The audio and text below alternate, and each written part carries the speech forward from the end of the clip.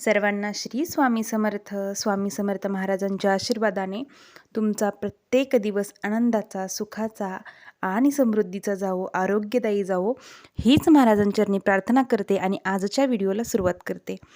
तर उद्या मंगळवार आहे आणि आपण सगळ्यांचे दुर्गा सप्तशतीचे पाठ चालू आहेत. कुणाचं कुंकुमार्चन चालू आहे, तर कुणाचं श्रीसूक्तमचं पठण चालू आहे. अशा विविध सेवा आपण करत आहोत. कोणी भगवान शंकरांची सेवा करत आहे.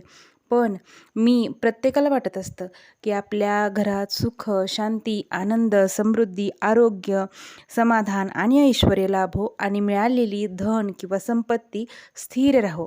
जिथे भगवान शंकरांची सेवा केली जाते तिथे माता लक्ष्मी आनंदाने वास करत असते. आणि माता लक्ष्मी ही स्थिर नाही, ती चंचल आहे. आणि तिला स्थिर करायची असेल तर आपल्याला काही सेवा करायला हव्यात. आणि त्या सेवा गुरुमाऊलींनी आपल्याला सांगितलेल्या आहेत. आणि कुणाला आवडणार नाही की आपल्या घरात लक्ष्मी आलेली, तिनं आपल्या घरात स्थिर राहिलेलं कुणाला आवडणार नाही. प्रत्येकाला ते हवं आहे. त्यामुळे आज आपण पाहणार आहोत की आपण आपल्या घरातील लक्ष्मी स्थिर करण्यासाठी कोणत्या सेवा करू शकतो.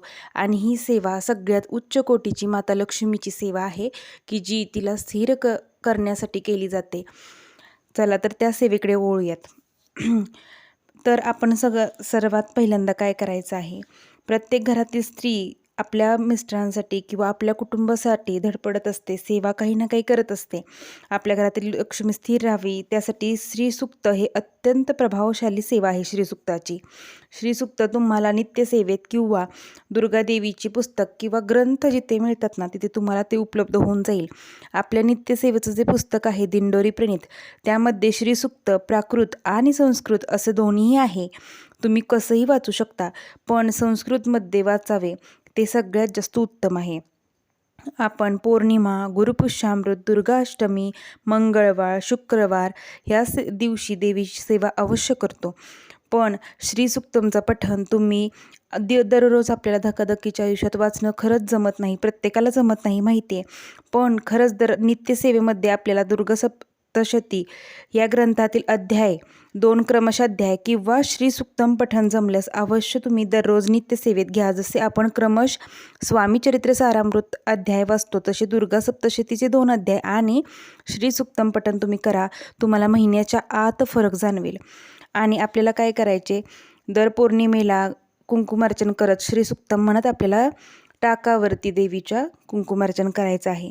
तर मी तुम्हाला पुढे जाऊन सांगणार आहे की दररोज श्रीसूक्त पठण करतो तेव्हा आपल्याला कोणतेही नियम बंधन नाही आहेत. तुम्ही म्हणजे त्याला संकल्पाची वगैरे काहीही गरज नाही आहे.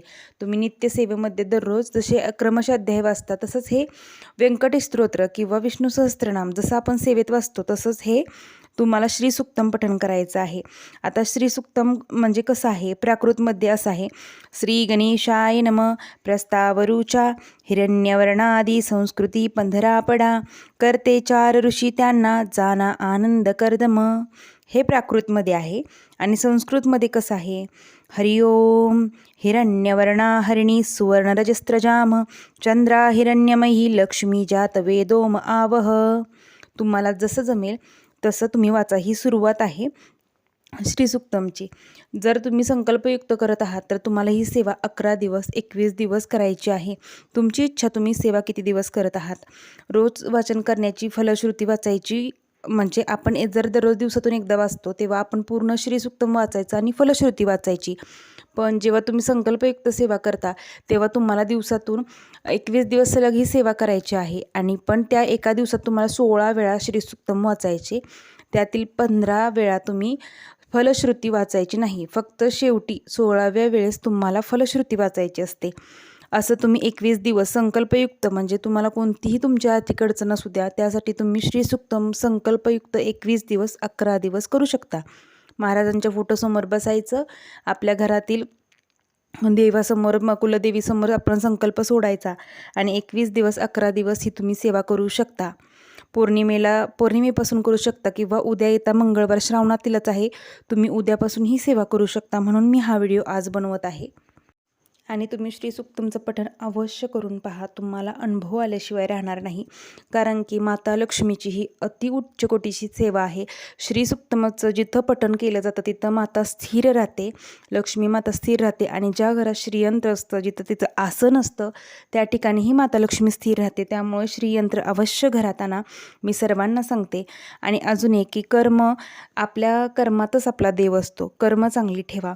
असं असू नये की आपण देवाचं भरपूर करतोय आणि कर्मच चांगली नसतील तर देवही आपल्याला काहीही देणार नाही किंवा नियतीही आपला साथ देणार नाही असं म्हणायला हरकत नाही.